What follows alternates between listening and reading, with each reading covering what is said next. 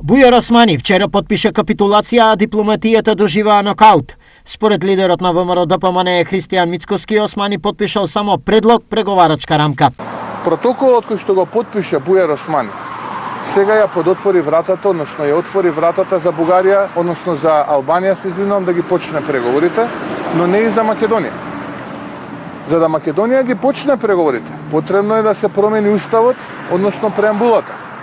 Па дури потоа, според документот Заеднички став на Европската Унија, ќе биде свикана меѓувладина и ќе биде усвоена предлог преговарачката рамка. Ова, според Мицкоски, е шанса работите да се исправат, бидејќи за промена на уставот потребни се 80 пратеници кои власта сега ги нема. Затоа ВМРО-ДПМНЕ планира референдум за што наскоро ќе организира собирање на 150.000 граѓански потписи.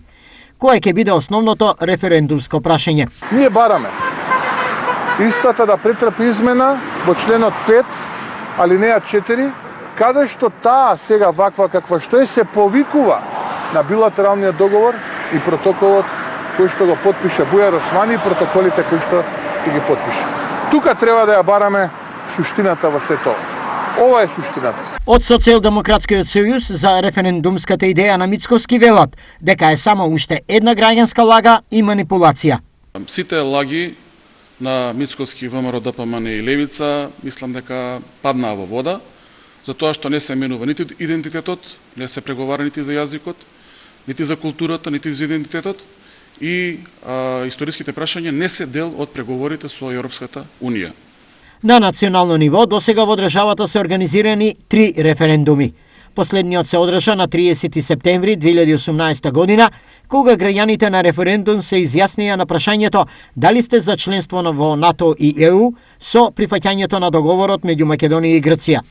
Референдуми имаше и во 2004 за територијалната поделба на земјата, додека на 8 септември 1991 се одржа референдумот за независност. Референдум може да распише собранието или советите на општините. Доколку го иницираат граѓани, треба да соберат 150.000 потписи на државно ниво, а на локално иницијативата треба да ја поддржат 10% од запишаните гласачи во таа општина.